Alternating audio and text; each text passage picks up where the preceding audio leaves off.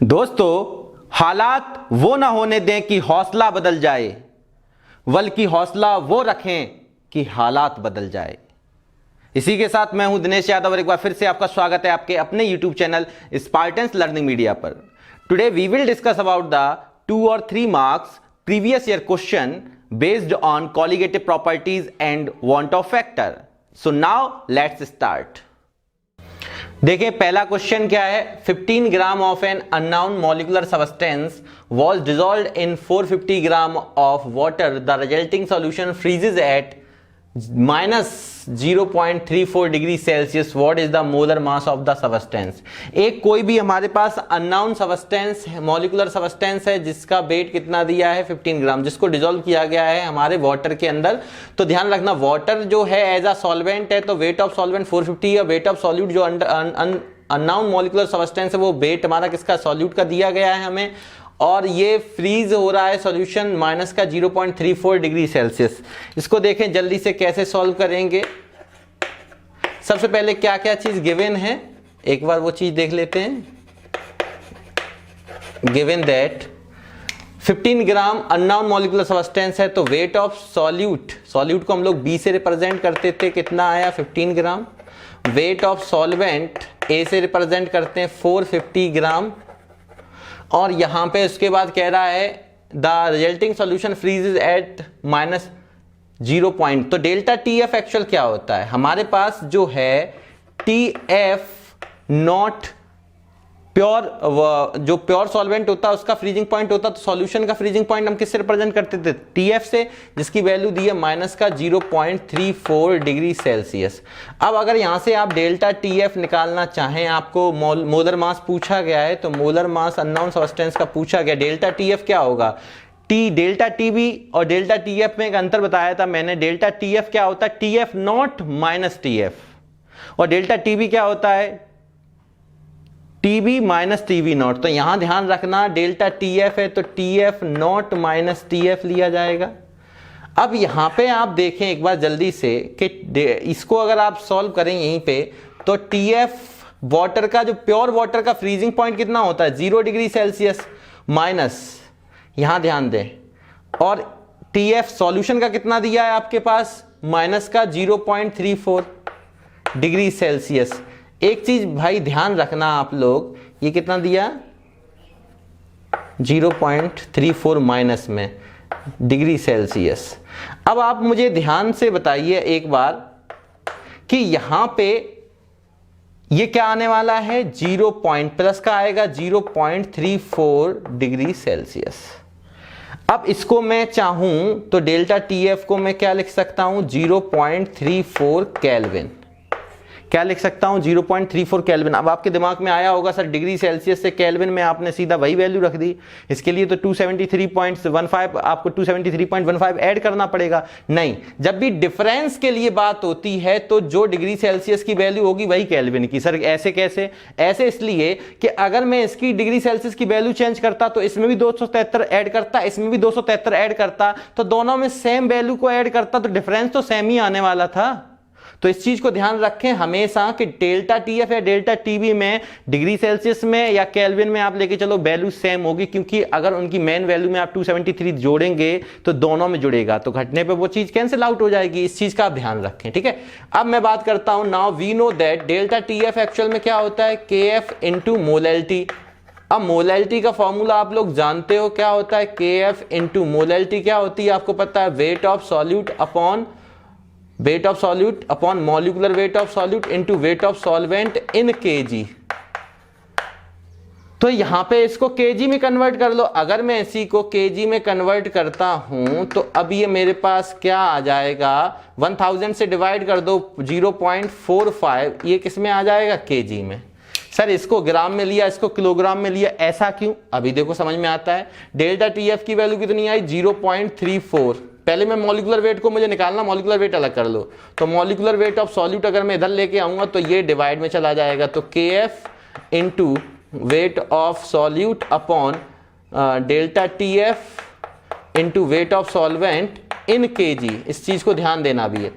अभी आपको मैं ये क्लियर करता हूं कि इसको ग्राम में इसको किलोग्राम में क्यों रखा, दोनों को सेम यूनिट में क्यों नहीं लिया। देखें यहां पे आपने देखा कि मॉलिक्यूलर वेट आपका क्या आएगा, तो आपने यहां पे KF। अब भाई वाटर के लिए KF की वैल्यू मैंने हमेशा आपको बताई है, KF फॉर वाटर आपको ध्यान रखना है, क्वेश्चन में दे भी सकता नहीं भी दे सकता है। तो ये कितना आने होता है 1.86 केल्विन किलोग्राम मोल इनवर्स, ये चीज आप जानते हो। तो यहां पे इस वैल्यू को पुट कर दीजिए 1.86 केल्विन किलोग्राम मोल इनवर्स।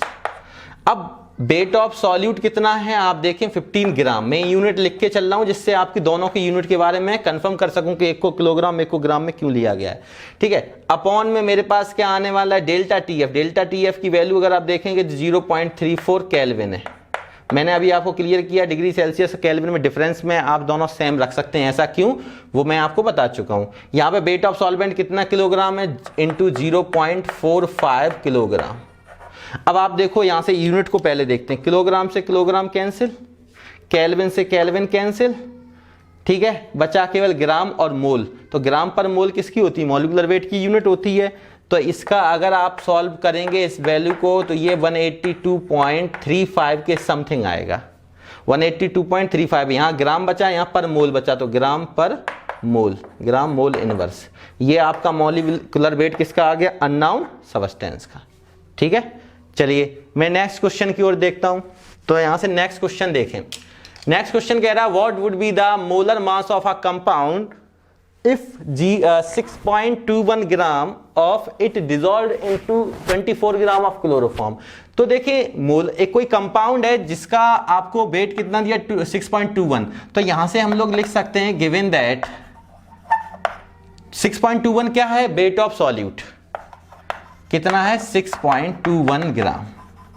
अब यहां पे देखें आप कितने किसमें डिसॉल्व हो रहा है 24 ग्राम ऑफ क्लोरोफॉर्म। तो क्लोरोफॉर्म हमारा एज अ सॉल्वेंट वर्क करेगा, तो 24 ग्राम क्या हुआ इसका molecular weight, sorry wait of solvent.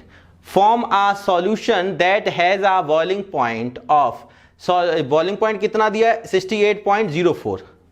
तो 68.04 किसका सॉल्यूशन का बॉइलिंग पॉइंट है, तो टीबी कितना दिया 68.04 degree Celsius. The boiling point of pure chloroform TB naught कितना दिया है 61.7। ठीक है, मतलब प्योर सॉल्वेंट है भाई, क्लोरोफॉर्म तो सॉल्वेंट है ना, तो प्योर सॉल्वेंट प्योर क्लोरोफॉर्म का जो बॉइलिंग पॉइंट होगा प्योर सॉल्वेंट का होगा, तो टीबी नॉट है। अब यहां से कह रहा है and the boiling point elevation constant Kb for chloroform. तो Kb कितना दिया क्लोरोफॉर्म के लिए 6.34 डिग्री सेल्सियस अपॉन मोलैलिटी। ध्यान रखना यहां पे Kb गिवन क्यों है, क्योंकि यहां क्लोरोफॉर्म है। अगर वाटर एज आ सॉल्वेंट होता तो Kb नहीं देता, दे भी सकता था नहीं भी दे सकता, और नहीं दिया होता वाटर का केस होता तो अपने लोग 0.52 किलो केल्विन किलोग्राम पर मोल लेके चलते हैं। सर यहां ये क्या दिया हुआ है, एक्चुअली ये चीज क्या कह रहा है, ये कह रहा है डिग्री सेल्सियस पर मोल का मतलब क्या होता है मोल पर केजी, और मोल पर केजी को अगर आप देखेंगे 63 पॉइंट, ये कितना हो जाएगा डिग्री सेल्सियस, और यहाँ किलोग्राम कहाँ पहुंचेगा ऊपर की ओर, और ये मोल ऊपर जाएगा तो इनवर्स। और इसी चीज को हम ऐसे भी लिख सकते हैं, इसी चीज को हम ऐसे भी लिख सकते हैं 63.63 केल्विन किलोग्राम मोल इनवर्स।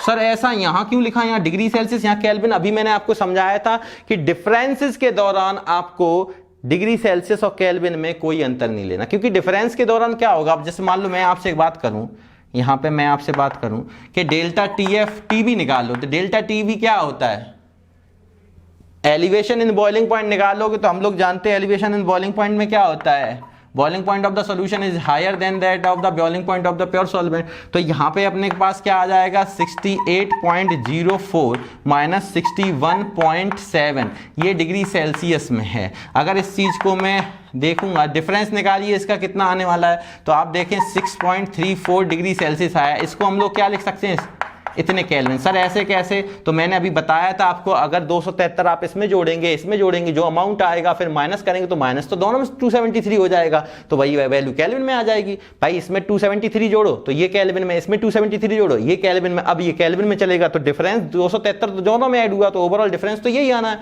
तो इसलिए ध्यान रखना इस जगह पे कि हम डायरेक्ट डिग्री सेल्सियस से केल्विन में अगर रख रहे हैं तो वो डिफरेंस के दौरान रख सकते हैं। अगर डिफरेंस नहीं होता, अब मैं इस वैल्यू को अगर रखना चाहूं इतना केल्विन तो नहीं रख सकता हूं, केवल boiling point of the solution या boiling point of the pure solvent को केल्विन में डायरेक्ट इतनी वैल्यू रखना चाहूं तो नहीं रख सकते, ठीक है। तो यहां ध्यान रखता हूं, और ये सॉल्यूशन के लिए होता मोलर एलिवेशन कांस्टेंट, इसलिए यहां डिग्री सेल्सियस का केल्विन ले लिया मैंने। अब हम यहां से फॉर्मूला यूज कर लेते हैं। नाउ डेल्टा टीवी क्या होता है, बोलो, केबी इंटू मोलैलिटी। मोलैलिटी का मतलब वेट ऑफ सॉल्यूट, और यहां पे आप लोग देखेंगे तो यहां पे क्या आने वाला, weight upon molecular weight into weight of solvent. अब यहां पे आपको ग्राम में, यहां पे किलोग्राम में, तो आप क्या कर सकते हैं, आप चाहें तो यहां पे किलोग्राम को चेंज कर लेंगे, और चेंज करेंगे तो ये कितना आ जाएगा, 0. यहां पे 1000 से डिवाइड कर लो, 0.024, और ये क्या आ जाए, क्यों हमने सॉल्वेंट के वेट को किलोग्राम में चेंज किया वो मैं पीछे बता चुका हूं, क्योंकि इस किलोग्राम से ये किलोग्राम कैंसिल आउट हो जाएगा, ठीक है। तो यहां पे देखें सर, तो इसका किलोग्राम में कर लेते, इसको ग्राम में रखते, इसको रखने से अगर मैं इसको किलोग्राम में कर लेता तो यहां पे भी किलोग्राम आता, यहां भी किलोग्राम आता, तो कैंसिल आउट नहीं होता। अगर मैं इसका किलोग्राम यहां पे जो दिया हुआ है ये किलोग्राम में और इसकी यूनिट किलोग्राम में, तो ये कैंसिल आउट हो सकती है, इसलिए मैंने इसके वेट को चेंज किया, ठीक है। अब यहां पे देखें ये किसमें, इन केजी, तो यहां पे डेल्टा टीवी कितना आएगा, केबी, डेल्टा टीवी कितना आया, 6.34 केल्विन। केबी क्लोरोफॉर्म के लिए दिया गया है 3.63 केल्विन किलोग्राम मोल इनवर्स, और यहां पे वेट ऑफ सॉल्यूट कितना है, वेट ऑफ सॉल्यूट देखें 6.21 ग्राम, ठीक है। अपॉन में मैं लेके चल रहा हूं किसको, मॉलिक्यूलर वेट। मॉलिक्यूलर वेट आपको कैलकुलेट करना, मॉलिक्यूलर वेट तो निकालना ही है कंपाउंड का, और वेट ऑफ सॉल्वेंट कितना है 0.024। अब बाई चांस अगर आप यहां पे ग्राम में लेके चलें तो फॉर्मूले में फिर 1000 ले लेना, वो भी आप कर सकते हैं। ये किस में है, किलोग्राम में, तो यहां पे मुझे क्या करना पड़ा, किलोग्राम से किलोग्राम कैंसिल हुआ, यहां पे केल्विन से केल्विन कैंसिल हुआ, इसको सॉल्व कर लो। तो जब मॉलिक्यूलर वेट की आप वैल्यू यहां से सॉल्व करेंगे तो अपने पास यहां से ये चीज क्या आ जाएगी, ये मल्टीप्लाई, तो यहां पे 3.63 इंटू 6.21 अपॉन में क्या आ जाएगा, 6.34 इंटू 0.024, और ये आ जाएगा ग्राम पर मोल। यहां से तो यहां से मॉलिक्यूलर वेट ऑफ सॉल्यूट क्या आ सकता है, अगर आप देखेंगे तो यहां से इसको वैल्यू को आप सॉल्व करेंगे तो यहां पे 48.15 ग्राम पर मोल आ जाएगा। तो this is the final answer. तो दोनों क्वेश्चन का आप एक बार स्क्रीनशॉट ले लें, फिर मैं रफ करने जा रहा हूं।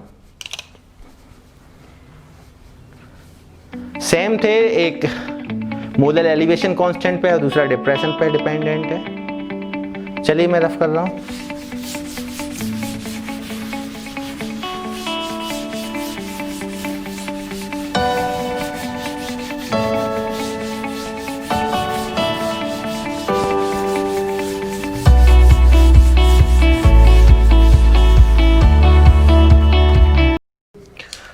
तो अब देखेंगे question number third. Question number third क्या कह रहा, आज 0.56 मोलल कंसंट्रेशन है। स्मॉल m किसको रिप्रेजेंट करता है, मोलैलिटी को। तो मोलैलिटी गिवन है 0.561 ऑफ एन अननोन इलेक्ट्रोलाइट है, कोई अननोन इलेक्ट्रोलाइट है। Depress the freezing point, FP मतलब freezing point of water bye 2.93 degree Celsius. What is the want of factor for this electrolyte. तो देखो इसको कैसे सॉल्व करना है हमें। सबसे पहले हमें मोलैलिटी गिवन है 0.561। अब मोलैलिटी क्या होती है, मोल पर केजी, ठीक है। और ये कह रहा unknown electrolyte depresses the freezing point of water. Freezing point of water depress कितना हुआ, डेल्टा TF कितना है 2.93 डिग्री सेल्सियस। अब आपको पता है इसको डिग्री सेल्सियस में लो, डिफरेंस है, डिफरेंस की बात कर रहा है, डिप्रेस इन फ्रीजिंग पॉइंट, तो डिफरेंस की बात कर रहा है, तो इसको मैं केल्विन में भी लेके चल सकता हूं, क्योंकि ये किसके इक्वल होता है, TF माइनस TF नॉट, आपको पता है। अब यहाँ पे TF नॉट माइनस TF। अब देखो यहाँ पे क्या आ जाएगा कि डेल्टा TF अपने को गिवन है, वांट ऑफ फैक्टर मतलब I की वैल्यू पूछ रहा है। अब मेरे को बताइए वाटर के लिए KF हम लोग गिवन है नहीं, तो क्या करेंगे, हमें पता है वाटर के लिए KF की वैल्यू कितनी होती है 1.86 केल्विन किलोग्राम मोल इनवर्स। अब यहां से आप देखें अगर, तो since we know that delta TF equal क्या होता है I into KF into M, बोलो सही है। तो यहाँ से तो ये सिंपल हो गया, आई की वैल्यू निकाल लो, डेल्टा टी एफ अपॉन क्या आ जाएगा, के एफ इंटू मोलेलिटी।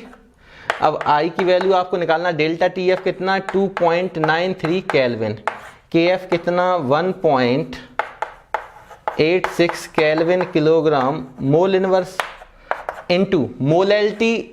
अब आपको यहाँ पे क्या है, मोलेलिटी का फॉर्मूला आपको सीधा सीधा मोलेलिटी गिवन है तो मोलेलिटी ओपन करके तो रखनी नहीं है, weight upon weight of solute upon molecular weight into weight of solvent. तो यहाँ पे मोलेलिटी सीधी कितना दिया 0.561 मोल पर केजी, और पर केजी का मतलब मोल पर केजी ये है। अब यहाँ से देख लें यूनिट को, किलोग्राम से किलोग्राम कैंसिल हुआ, केल्विन से केल्विन और मोल इनवर्स से मोल कैंसिल हुआ।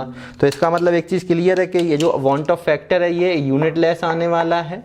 तो इसको आप सॉल्व कर लीजिएगा तो ये 2.81 कितना आ जाएगा 2.81, और यहाँ से कुछ यूनिट में बचा नहीं है तो ये यूनिट लेस है, तो यहाँ पे ये आंसर हो गया फाइनल। इसको देखते हैं सॉल्यूशन। फोर्थ क्वेश्चन को देखें एक बार आप, फोर्थ क्वेश्चन को देखें। A solution is prepared by dissolving 8.95 milligram of a gene fragment. Gene का टुकड़ा है जिसको वाटर इतने ml वाटर में डिजोल्व किया जा रहा है, तो ये वॉल्यूम दिया ml में, वो मिलीग्राम में क्या दिया, जीन फ्रेगमेंट जो पीस लिया गया है जीन का, उसका जो सॉल्यूशन बनाया है वाटर में डिजोल्व करा के उसका वेट दिया गया है। तो यहां से वेट ऑफ सॉल्यूट कितना है 8.95, ठीक है, मिलीग्राम, आपको इस मिलीग्राम। अब यहाँ पे मिलीग्राम का तो कोई काम ही नहीं, तो उसको यार ग्राम में चेंज कर लो भैया। तो 8.95, ये सब चीज़ें आपको पता है कि मैं ग्राम में क्यों कन्वर्ट कर रहा हूँ, क्योंकि यहाँ पे मोलर मास पूछा जो कि ग्राम पर मोल में होता है, आप जानते हैं, ठीक है। तो यहाँ पे वॉल्यूम कितना दिया है, वॉल्यूम ऑफ सॉल्यूशन 35 ml। अब 35 ml को अगर आप लीटर में कन्वर्ट करेंगे तो आपको पता है 1000 से यहाँ भी डिवाइड देना पड़ेगा, तो ये किस में हो जाएगा, लीटर में हो जाएगा। अब मेरे को कह रहा osmotic has an osmotic pressure, OP का मतलब ऑस्मोटिक प्रेशर कितना दिया है, पाई की वैल्यू दी है 0.335 टोर। आप जानते हैं जो वैल्यू टोर में होती है वही मिलीमीटर ऑफ एचजी होती है। टोर और एमएम बराबर होते हैं, 1 टोर इक्वल 1 mm, ये बराबर होते हैं। तो टोर लिख दूं या एमएम लिख दूं। और हम लोग ये भी जानते हैं सिंस इसको अगर मैं कन्वर्ट करना चाहूं एटमॉस्फेयर में, क्यों कर रहा हूं, क्योंकि आर की जो यूनिट ली जाती पाई बराबर CRT, तो आर क्या लिया जाता है 0.0821 litre atmosphere kelvin inverse mole inverse.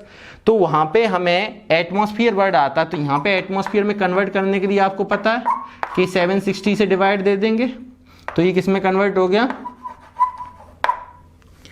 भैया 1 ATM equal 760 mm of Hg होता है या 760 टोर होता है। तो मैंने इसको या तो mm में भी जरूरत नहीं क्योंकि एटमॉस्फेयर में चाहिए, तो मैंने आपको यहाँ केवल ये बताया कि इसमें दिया हो या इसमें दिया हो, आप चेंज कर सकते हैं क्योंकि 1 ATM किसके इक्वल होता है, 1 ATM इक्वल 760 टोर या mm ऑफ Hg, ये आप जानते हैं। तो 1 mm में निकालेंगे तो 760 से क्या कर देंगे आप, डिवाइड कर देंगे, ठीक है। तो ये चीज़ आपको को पता है। अब यहाँ पे देखें कि इतना आने के बाद अपने पास पाई बराबर वी नो दैट क्या होता है CRT, ये हम लोग जानते हैं कि नहीं जानते। यहां से अगर मैं देखूंगा तो पाई बराबर क्या हो जाएगा, C का मतलब n number of moles of solute upon क्या होता है volume of solution into R into T। अब मेरे को आप बताइए कि R की वैल्यू हम लोग क्या लेके चलेंगे 0.0821 litre ATM litre atmosphere kelvin inverse mole inverse. और टेम्परेचर की रही बात, तो टेम्परेचर अपने को गिवन है 25 degree Celsius, 25 degree Celsius kelvin में कन्वर्ट कर लो तो ये 298 273 ऐड करके देख लो। और सिंस पाई बराबर क्या होता है CRT, C क्या होता है आपको पता है, नंबर ऑफ मोल्स कैसे निकाले जाते हैं, तो wait of solute upon its molecular weight into volume into RT। यहाँ से हमें मॉलिक्यूलर वेट चाहिए सॉल्यूट का, तो मॉलिक्यूलर वेट क्या आ जाएगा, wait of solute into R into T upon pi into volume of solution. अब वैल्यू रख लीजिए, आप इन सब की वैल्यू को रखिए जल्दी से। तो जब आप वैल्यू रखेंगे वेट ऑफ सॉल्यूट कितना है 8.95 इंटू 10⁻³ ग्राम इंटू R की value 0.0821 litre ATM mole inverse kelvin inverse mole inverse. और अपने पास T कितना है 298 केल्विन। अपॉन यहाँ पे देखें पाई कितना है 0.335 अपॉन 760, ये 80 है, इंटू वॉल्यूम कितना है 35 इंटू 10⁻³ इतने लीटर। अब इसको सॉल्व कर लीजिए आप जल्दी से। ATM से ATM कैंसिल, लीटर से लीटर कैंसिल हुआ, ठीक है ना। केल्विन से केल्विन इनवर्स कैंसिल हुआ। इसको आप सॉल्व कर लें एक बार जल्दी से, मैं इसको सॉल्व करके यहाँ बता रहा हूँ। तो जब इसको सॉल्व करेंगे तो आपकी जो फाइनल वैल्यू आएगी मॉलिक्यूलर वेट की, आप लोग सॉल्व करके देखिएगा जल्दी से, इसकी वैल्यू कितनी आएगी 14186.5। यहाँ क्या बचा है मोल इनवर्स और ग्राम, तो gram per mole. This is the final molar mass. ठीक है, जल्दी से स्क्रीनशॉट ले लें आप लोग, मैं रफ करने जा रहा हूँ।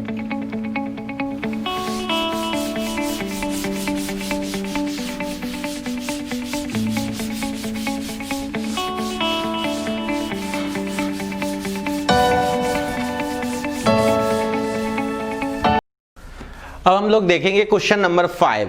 क्वेश्चन नंबर 5 क्या कह रहा है, calculate the freezing point of an aqueous solution containing 10.50 gram of magnesium bromide in 200 gram of water. Molar mass दिया मैग्नीशियम ब्रोमाइड का, KF वाटर के लिए दिया है, इसमें देखो ना देता तो अपने को आना चाहिए। ठीक है, तो यहाँ देखें जल्दी से सॉल्व कैसे करेंगे, क्या क्या गिवन है। Given that freezing point of an aqueous solution containing इतने ग्राम, MgBr2 आपका सॉल्यूट है, तो कितना वेट दिया है आपका 10.50 ग्राम इन 200 ग्राम ऑफ वाटर। सॉल्वेंट का वेट कितना दिया है 200 ग्राम, और मॉलिक्यूलर वेट दिया है सॉल्यूट का, MgBr2 सॉल्यूट है 184 ग्राम पर मोल दिया है अपने को, और KF फॉर वाटर कितना दिया है 1.86 केल्विन किलोग्राम मोल इनवर्स। ये चीज़ अपने को गिवन है। इसमें क्या है, अपने को क्या लगाना है फॉर्मूला। अगर आप यहाँ से देखें तो अपने को पता है कि डेल्टा TF क्या होता है I into KF into M। Sir कभी आप I का यूज करते हैं कभी नहीं करते हैं, हमें कैसे पता चलेगा। अब यहाँ देखिए मैग्नीशियम ब्रोमाइड एज आ सॉल्यूट है, और मैग्नीशियम ब्रोमाइड क्या होता है सॉल्ट, तो ये एक स्ट्रॉन्ग इलेक्ट्रोलाइट है, मतलब ये डिसोसिएट होगा। तो मैग्नीशियम ब्रोमाइड को अगर आप देखें तो ये मैग्नीशियम ब्रोमाइड डिसोसिएट होकर मैग्नीशियम आयन और 2 ब्रोमाइड आयन देगा कि नहीं। और क्योंकि ये स्ट्रॉन्ग इलेक्ट्रोलाइट है तो यहाँ पे N की वैल्यू क्या है 1 magnesium 2 bromide ion, that means 3। तो I और N दोनों इक्वल होते हैं, तो यहाँ से I की वैल्यू कितनी आ जाएगी, I की वैल्यू भी कितनी आएगी 3। 100% डिसोसिएशन वाला केस मैंने आपको पढ़ाया था। अगर जिन बच्चों ने क्वेश्चन डायरेक्ट कर रहे हैं वो पहले वांट ऑफ फैक्टर वाला लेक्चर जरूर देखें। और यहाँ पे अब बात आई डेल्टा TF की, तो डेल्टा TF को अगर मैं देखना चाहूं तो डेल्टा TF क्या कहता है अपने को, डेल्टा TF होता है TF नॉट माइनस। अब यहां से एक चीज बताओ मेरे को कि डेल्टा TF अपने पास I की वैल्यू कितनी आई 3। Freezing point of an aqueous solution निकालना है, मतलब क्या निकालना है अपने को, यहां से अपने को अगर मैं बात करूं तो फ्रीजिंग पॉइंट सॉल्यूशन का क्या होता है TF, ये निकालना है अपने को। तो पहले डेल्टा TF पता होना चाहिए, तो I की वैल्यू पता है अपने को, ठीक है। KF 1.86 गिवन है केल्विन किलोग्राम मोल इनवर्स, जो भी आप लेके चलना चाहें।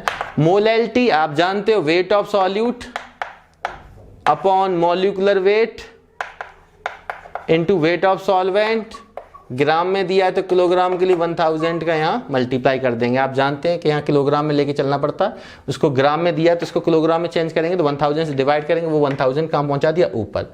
अब यहाँ से जब आप यूनिट रखेंगे तो ओवरऑल जो डेल्टा TF आपके पास आएगा वो यहाँ से केल्विन में आने वाला है, क्योंकि किलोग्राम से देखो ये किलोग्राम वाली यूनिट कट जाएगी, मोल से पर मोल से ये कट जाएगा, ग्राम से ग्राम, मतलब यहाँ ग्राम पर मोल होगा तो ग्राम चला जाएगा, मोल से मोल इनवर्स चला जाएगा, किलोग्राम से किलोग्राम चला जाएगा, मतलब केल्विन में आने वाला है। क्या आएगा 1.59 के समथिंग आएगा, इतने केल्विन। और इसको हम 1.59 डिग्री सेल्सियस भी लेके चल सकते हैं, डिफरेंस वाली बात है, ठीक है। ऐसा क्यों, देखें, since we know that delta TF. अब डेल्टा टीएफ आप जानते हो ये क्या है, मोलर डिप्रेशन कांस्टेंट, और ये किसके इक्वल होता था, freezing point of the pure solvent is higher than that of the freezing point of the solution. तो यहाँ पे डेल्टा टीएफ ये आएगा। अब यहाँ से अगर मैं टीएफ निकालना चाहूँ, टीएफ, तो मुझे बताओ डेल्टा टी, अगर टीएफ इधर आएगा तो ये किस में आएगा, प्लस में, और डेल्टा टीएफ माइनस में चला जाएगा तो TF not minus delta TF हो जाएगा। अब यहाँ से टीएफ नॉट, प्योर वाटर का जो फ्रीजिंग पॉइंट होता है सबको पता है 0 डिग्री सेल्सियस होता है। अब क्यों डिग्री सेल्सियस में लेके चल रहे थे पता चल गया, अगर केल्विन में रखते तो इसको भी केल्विन में लेके चलना पड़ता, ठीक है। तो यहाँ पे 0 और ये कितना आया 1.59, ये दोनों किसमें, डिग्री सेल्सियस में। तो इसको अगर आप देखेंगे तो ये कितना आ जाएगा, माइनस का 1.59 डिग्री सेल्सियस।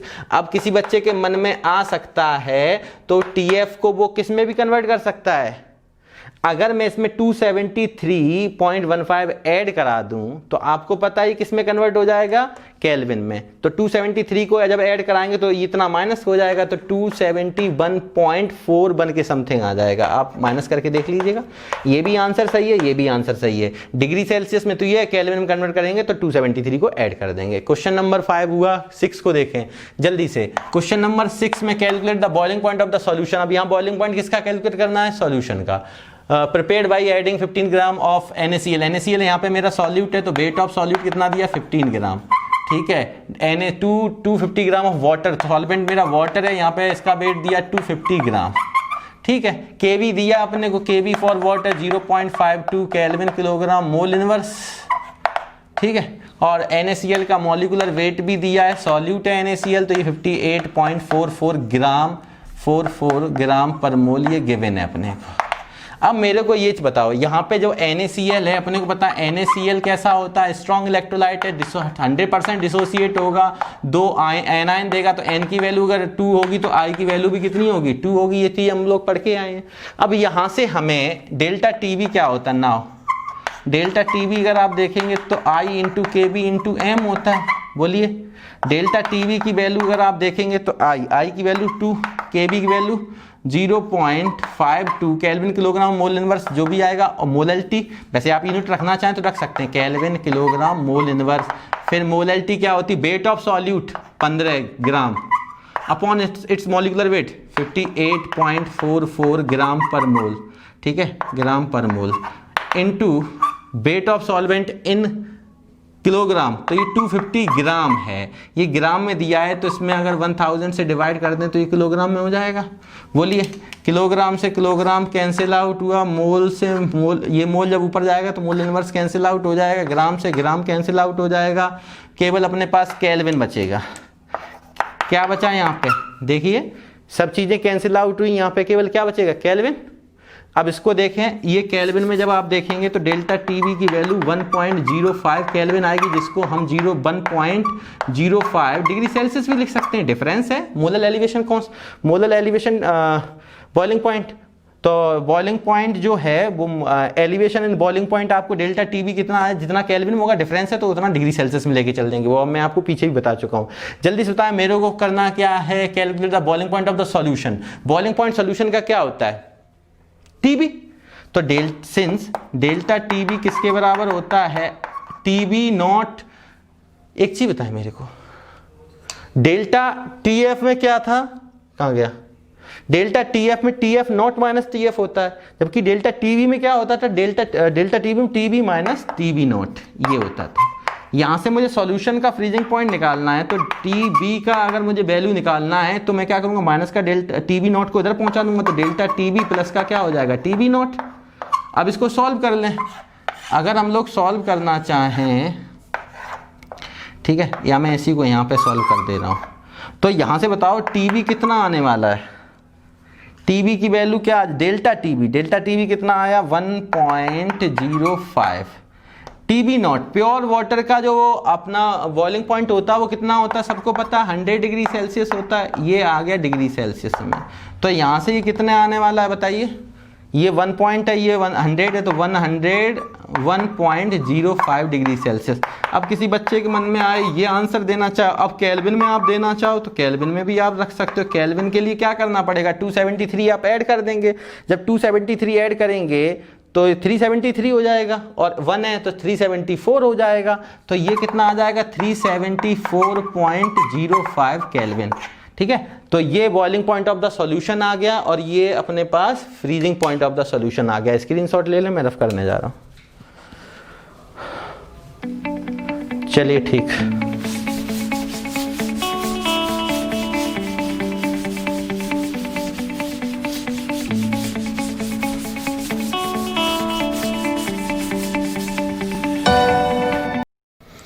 अब हम लोग देखेंगे क्वेश्चन नंबर 7। क्वेश्चन नंबर 7 देखिए क्या कह रहा है आपसे। A normal freezing point of nitrobenzene is 278.82 Kelvin. A 0.25 molar solution of a certain solute in nitrobenzene causes a freezing point depression of 2 degree. Calculate the value of Kf for nitrobenzene. तो nitrobenzene आप सब लोग जानते हो, ये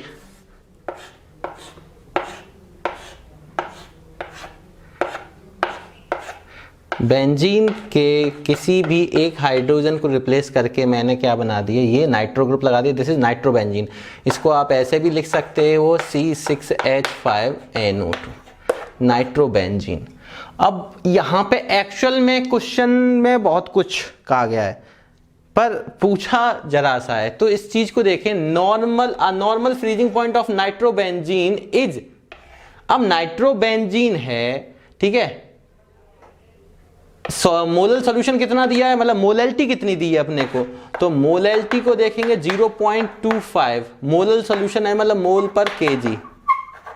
उसके बाद certain solute, molal solution of a certain solute in nitrobenzene. तो नाइट्रोबेंजीन एज अ सॉल्वेंट है, तो प्योर सॉल्वेंट मतलब TB, ये क्या दिया, फ्रीजिंग की बात कर रहा था, TF0 दिया, ये अपने को क्या दिया TF0, कोई जरूरत है नहीं इसकी। देखें कैसे, अब यहां पे देखा causes of freezing point depression, तो डेल्टा TF सीधा सीधा दिया अपने को, डेल्टा TF 2 डिग्री लिखा है। अब डिपेंड ये करता है कि डिग्री में आप सेल्सियस लेके चलेंगे तो आप 2 भाई डिग्री केल्विन तो होता है, डिग्री फ़ारेनहाइट हो सकता है, डिग्री सेल्सियस होता है, तो जब जो सेल्सियस में वैल्यू होगी वही केल्विन में वैल्यू होगी, अपने को पता है। तो जब भी डिग्री दे तो 2 डिग्री सेल्सियस, इसका मतलब 2 केल्विन दिया है। अब अपने calculate the value of KF की वैल्यू पूछ रहा है, सिंपल। तो हम लोग क्या जानते हैं, डेल्टा TF जो होता है वो क्या होता है KF इंटू M। अब यहाँ से अगर KF की वैल्यू पूछ रहा है तो क्या हो जाएगा डेल्टा TF अपॉन M, और यहाँ से डेल्टा TF की वैल्यू 2 दी है, ठीक है, केल्विन, और ये मोलैलिटी कितना दिया है 0.25 मोल पर केजी। आप मेरे को एक चीज बताइए, क्या इस वैल्यू की जो ये TF0 दिया इसका कहीं इंपॉर्टेंस है इसमें? नहीं है, तो क्यों फालतू में लेके चलना है। तो यहाँ से इसको सॉल्व कर लो, पॉइंट हटाएंगे, यहाँ पे क्या आ जाएगा 200 हो जाएगा, 15 8 टाइम चला जाएगा, ये क्या आ जाएगा केल्विन किलोग्राम मोल इनवर्स। तो this is the final answer, mole inverse,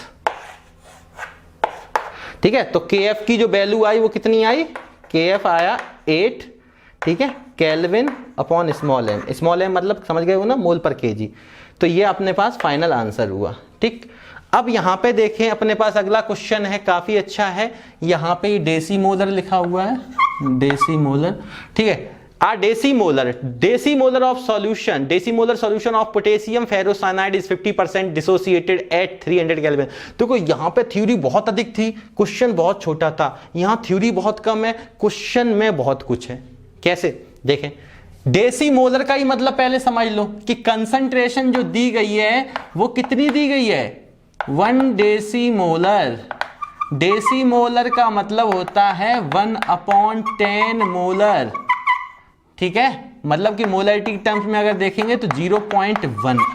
अगर सेंटीमोलर होता तो 1/100, डेसीमोलर तो 1/10, सेंटीमोलर तो 1/100, ठीक है। तो ये कंसंट्रेशन दी गई है। अब वो कह रहा है पोटेशियम फेरोसाइनाइड, यार पोटेशियम फेरोसाइनाइड को देखो पहले। तो पोटेशियम फेरोसाइनाइड को अगर हम लोग देखेंगे तो क्या होता है K4FeCN का होल 6, ठीक है। वैसे तो आपने 11th में इस चीज का जिक्र, इस कंपाउंड को आपने एक जगह देखा था केमिकल बॉन्डिंग में, जब आप स्ट्रक्चर ड्रॉ करते, डॉट लाइन स्ट्रक्चर जो ड्रॉ करते थे, तो वहां पोटेशियम फेरोसाइनाइड को आपने देखा था, आयरन और साइनाइड के बीच में आपका कोऑर्डिनेट बॉन्ड बनता था। तो यहाँ पे देखें पोटेशियम फेरोसाइनाइड को जब हम डिसोसिएट कराएंगे तो ये 4 पोटेशियम कैटायन मिलेगा हमें यहाँ से, और 1 फेरोसाइनाइड आयन मिलेगा। अब एक 4 पे 1 प्लस 4 पे 4 प्लस, तो ऑब्वियसली इस पे 4 माइनस होंगे। अब एट इनिशियली अगर मैं देखूं टी टाइम 0 पे अगर इसका 1 मोल ले लूं तो शुरुआत में ये 0 मोल बनेंगे। At equilibrium T time T पर, मतलब बिफोर डिसोसिएशन ये चीज है, number of moles of solute before dissociation, और यहां पे number of moles of solute after dissociation. ये अल्फा डिसोसिएट हो गया तो ये कितना बचा 1 माइनस अल्फा, बट यहां पे 1 मोल के लिए अल्फा लिया है तो 1 मोल के लिए अल्फा, तो 4 के लिए क्या हो जाएगा 4 अल्फा। हम लोग यहां से जानते हैं आई कैसे निकालते थे, total number of moles of solute after dissociation. तो आफ्टर डिसोसिएशन आप देखेंगे तो ये आफ्टर डिसोसिएशन है भाई, इतना डिसोसिएट हुआ, रिमेनिंग ये तो है तो कंटेनर में। मैं आपको बता चुका हूं वांट ऑफ फैक्टर को, जिस बच्चे ने नहीं देखा उस बच्चे को क्लियर नहीं होगा, इसलिए वांट ऑफ फैक्टर वाला पहले देखें वीडियो। तो यहाँ पे after dissociation total number of moles of solute after dissociation अगर देखेंगे तो 1 minus alpha plus 4 alpha plus alpha. हम लोग ये क्या है number of moles of solute after dissociation, और ये क्या है number of moles of solute before dissociation. तो यहाँ पे बिफोर डिसोसिएशन कितना है 1, क्योंकि शुरुआत में डिसोसिएट नहीं हुआ तब कितना लेके चले थे 1। तो ये हमारा आई यहां से निकाल लीजिए, माइनस अल्फा से माइनस अल्फा गया तो ये 1 प्लस 4 अल्फा आया। अब एक्चुअल में क्वेश्चन में एक चीज और कह रहा, ये चीज को फर्स्ट इक्वेशन डाल लो यहां से। अब देखो वो कह रहा अल्फा क्या है 50% डिसोसिएटेड है। 50% अगर डिसोसिएट है तो 50% का मतलब आप समझ गए 50/100। अब अगर ये 50/100 का मतलब आप कितना आ जाएगा 0.5, तो अल्फा की वैल्यू 0.5 आ गई। तो यहां से आई की वैल्यू नाउ, अब आई कितना हो जाएगा 1 प्लस का 4 इंटू 0.5, तो ये 1 प्लस का 4 5 20, ये 2 आ गया, तो आई की वैल्यू कितनी आ गई 3। यहां तक अगर आ गया तो क्वेश्चन हो गया। अब क्या कह रहा कैलकुलेट द टेम्परेचर, कितना दिया है 300 केल्विन। आर की वैल्यू हम लोग जानते हैं, ऑस्मोटिक प्रेशर की बात कर रहा, ओपी का मतलब ऑस्मोटिक प्रेशर है तो पाई बराबर CRT लगने वाला, तो आर कितना होता है 0.0821 litre atmosphere kelvin inverse mole inverse, अपने को पता है। तो यहां से हम लोग क्या जानते हैं, सिंस वी नो दैट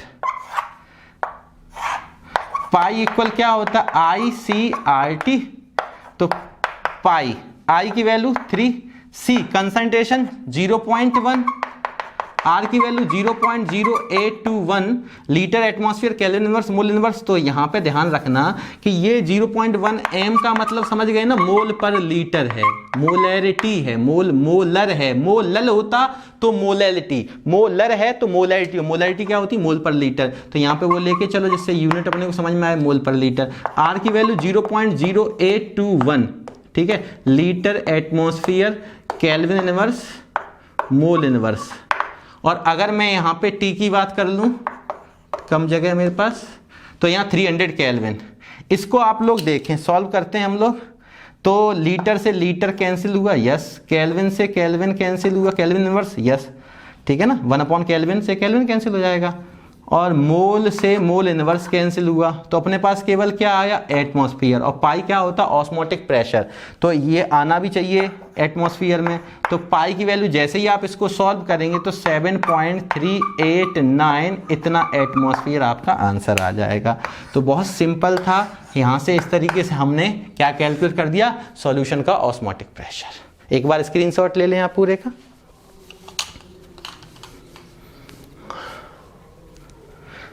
चलिए ठीक है, तो आज हमने 2 मार्क्स और 3 मार्क्स के क्वेश्चंस को देखा।